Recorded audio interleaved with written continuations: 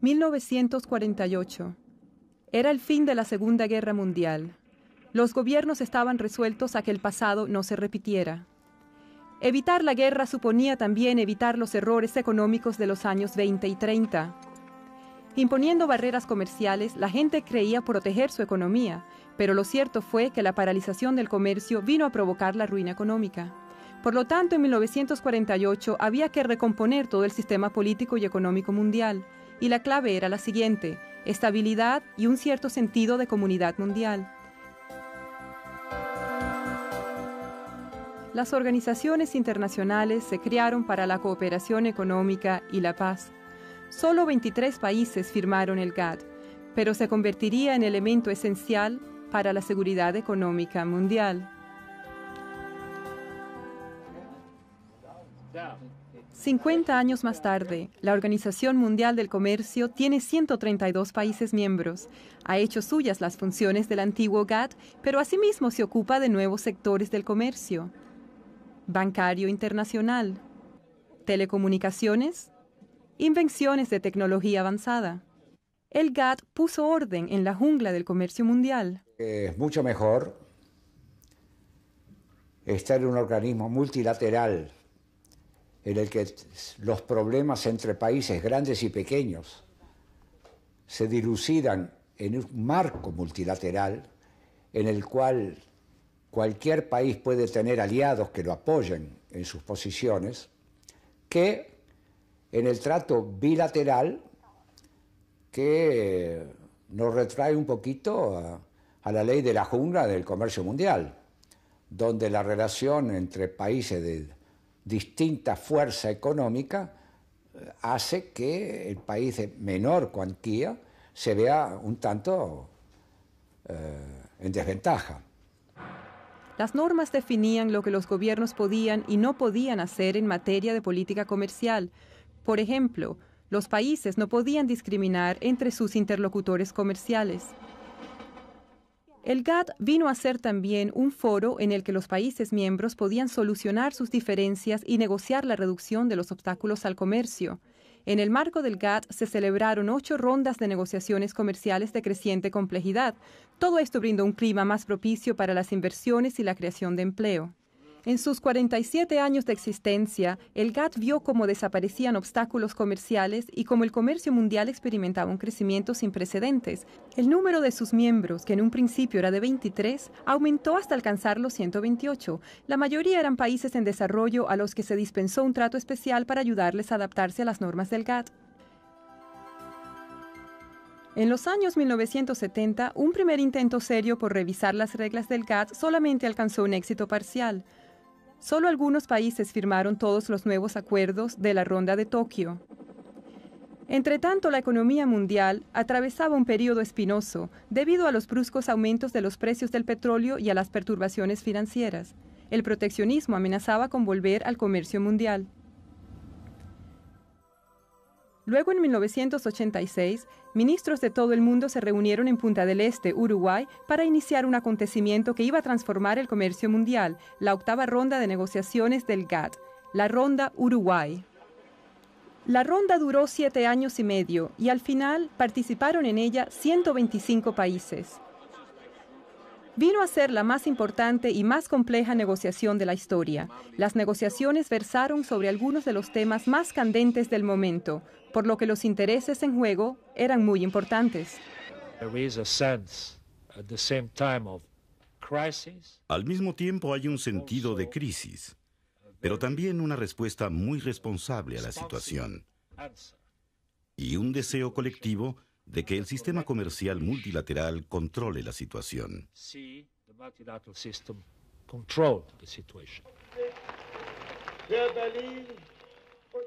Durante ese tiempo, el mundo experimentó modificaciones de naturaleza aún más política y económica. Caían los muros de la Europa Oriental y el antiguo bloque soviético, cuyas economías se orientaban hacia los mecanismos del mercado y el comercio internacional.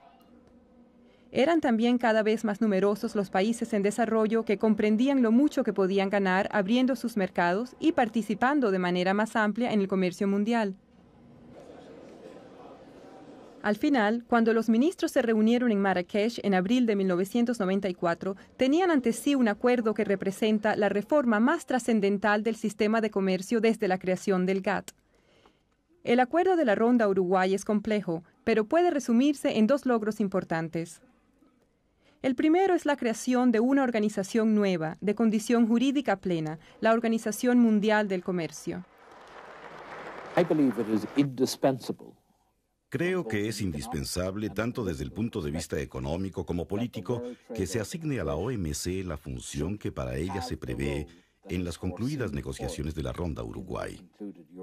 De no ser así, el mundo en el que rápidamente nos aventuraríamos sería un mundo dividido, de bloques de países en pugna, de esferas de influencia en pos del tipo de ventajas que en otro tiempo condujeron a guerras y enfrentamientos. El segundo logro es que los acuerdos de la Organización Mundial del Comercio forman un todo con un ámbito de aplicación de amplitud sin precedentes. La primera reforma importante del comercio de productos agrícolas.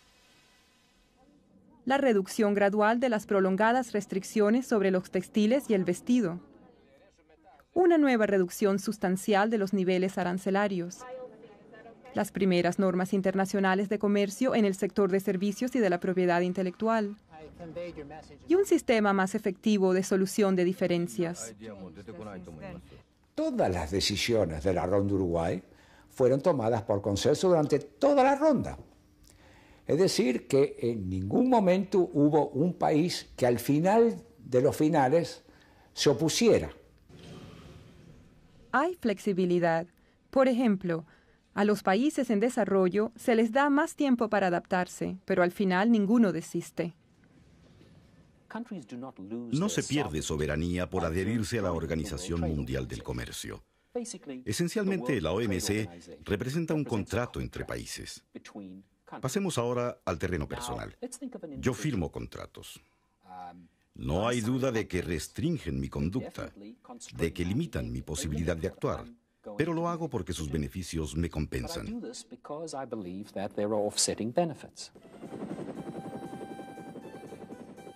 La Ronda Uruguay terminó en 1994, pero las negociaciones no se detuvieron. En 1996, la reunión ministerial de Singapur les dio un buen empuje. En 1997, como resultado de ello, se alcanzaron 3 nuevos acuerdos que abarcan mercados internacionales por valor de billones de dólares. En servicios de telecomunicaciones, en libre comercio de una amplia gama de productos de tecnología de la información, tales como los ordenadores, en servicios financieros como los bancarios y los de seguros.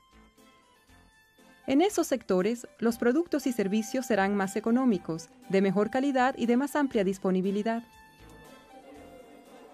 En los próximos años, la OMC ha de emprender otras negociaciones. Muchas de ellas son heredadas de la Ronda Uruguay. Otras se añadieron después. Las principales negociaciones nuevas sobre agricultura, servicios y otros sectores están previstas para fines de siglo.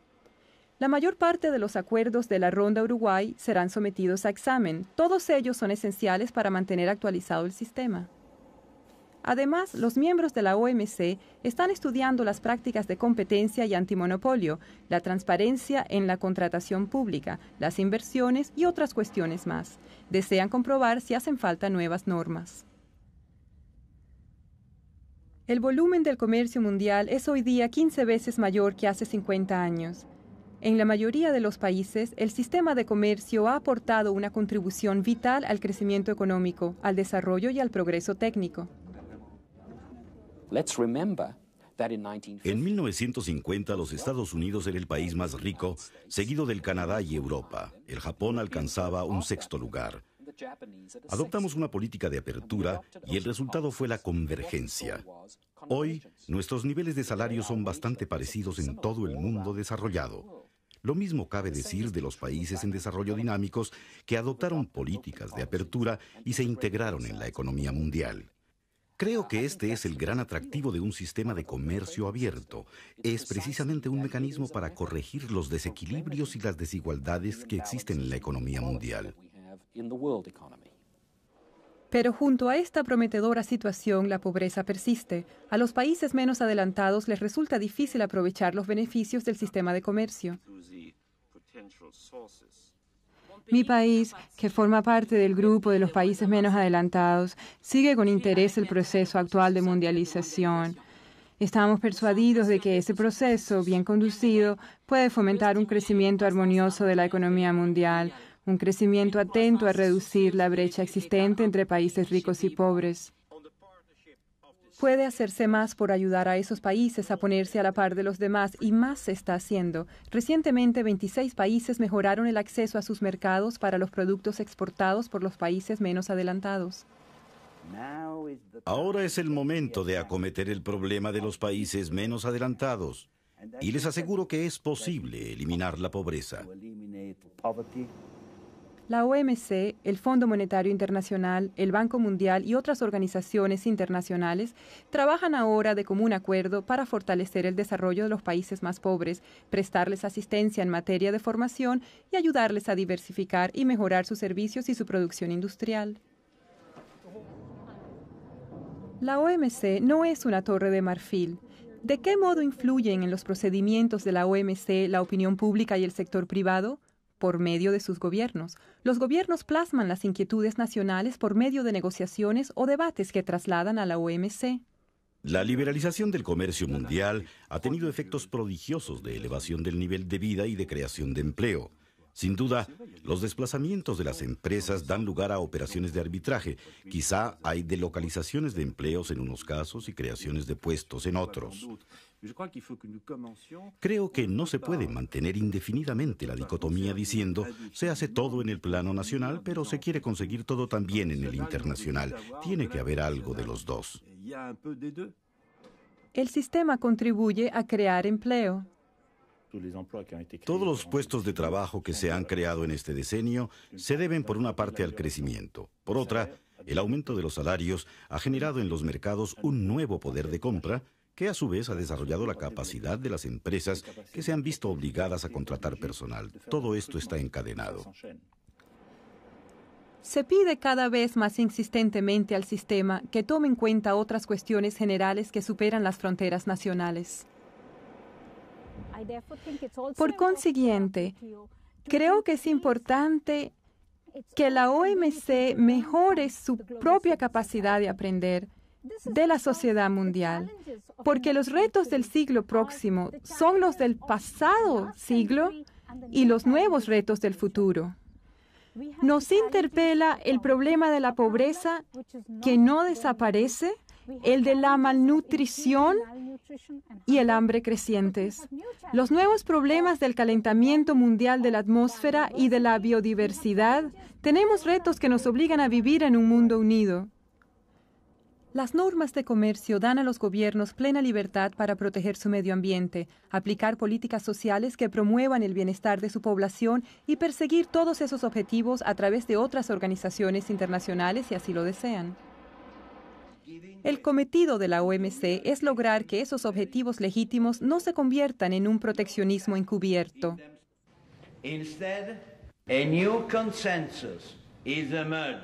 Está surgiendo un nuevo consenso en el sentido de que la liberalización del comercio y la protección del medio ambiente no solo son metas compatibles, sino que tienen que ser los dos aspectos de la misma estrategia para conseguir un desarrollo sostenible a escala mundial. De cara al futuro, la Organización Mundial del Comercio afronta varios desafíos. En primer lugar, ha de seguir el ritmo que imponen las nuevas prioridades en un entorno internacional sometido a rápidas transformaciones. Lo que no es menos importante, las nuevas tecnologías de la información hacen que el tiempo y el espacio se contraigan, tendrán para el comercio internacional efectos de grande alcance.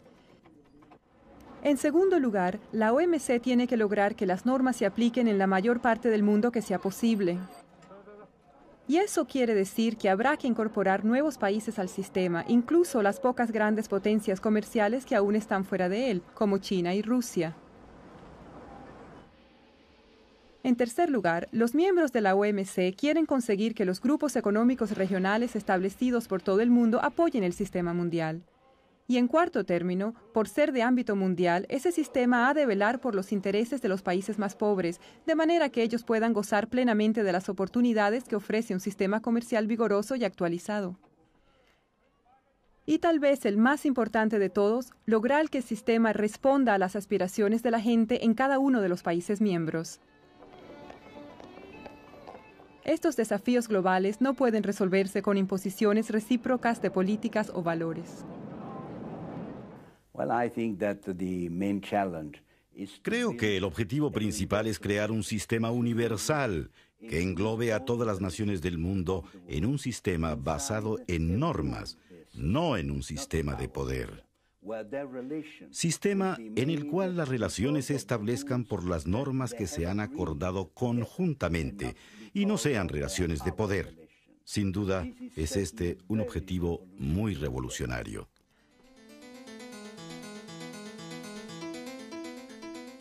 El mundo ha cambiado radicalmente en los últimos 50 años, pero no se han cambiado las opciones fundamentales que se nos presentan. Los gobiernos han aceptado la no discriminación y el consenso como la base de sus relaciones económicas. Han contribuido así a hacer del mundo un lugar más seguro.